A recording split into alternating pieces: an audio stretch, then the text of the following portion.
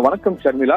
உயிருக்கு கேடு விளைவிக்கக்கூடிய கடல்வாழ் உயிரினமான ப்ளூ டிராகன் கரை ஒதுங்கியதால் காசிமேடு பகுதியில் பரபரப்பும் பதட்டமான சூழ்நிலையும் தற்போது காணப்படுகிறது.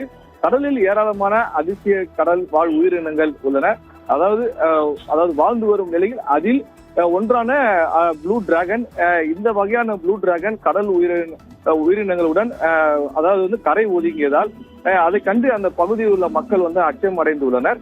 இதனை ப்ளூ டிராகன் ஆழ்கடலில் வாழ்பவையாக இருந்தாலும் புயல் மற்றும் நீரோட்டம் காரணமாக கரைக்கு வரக்கூடும் என்று இயற்கை இவற்றை பாதுகாப்பு கருவி தூரத்தில் இருந்து பார்ப்பதே பாதுகாப்பானது. கிட்ட போய் அருகில் சென்று பார்க்காமல் தூரத்தில் நின்று பார்ப்பதே பாதுகாப்பானது என்று நிபுணர்கள் தெரிவிக்கின்றனர். ஸ்பெயினில் கூட கடந்த ஆண்டு ஆகஸ்ட் மாதம் இது போன்ற ப்ளூ டிராகன் கரை ஒதுங்கிய நிலையில் அப்போது அங்கு இருந்த கடற்கரையில் தற்காலிகமாக மூடப்பட்டது.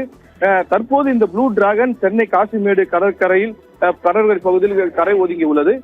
பெரும்பாலான பெரும் அளவில் ஒதுங்கி இருக்கும் இந்த ப்ளூ டிராகன்களை காண பொதுமக்கள் வரும் பட்சத்தில் ஏதேனும் அபாயம் ஏற்படும் சூழ்நிலை உருவாகியுள்ளது.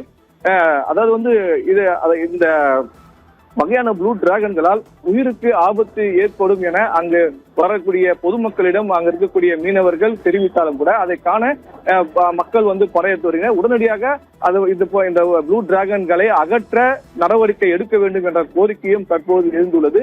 ஏற்கனவே கடலில் ஆமைகள், அரிய வகை ஆமைகள் செத்து இந்த மாதங்கள் இந்த டிசம்பர் ஜனவரி மாதங்களில் அதிகப்படியான ஆமைகள் செத்து கரை ஒதுங்கியது வழக்கமாக ஒன்றாக தற்போது இது போல ப்ளூ டிராகன் கரை ஒதுங்கி இருப்பது மீனவர்களிடையே பெரும் அதிர்ச்சியை ஏற்படுத்தி உள்ளது. ஷர்மிளா.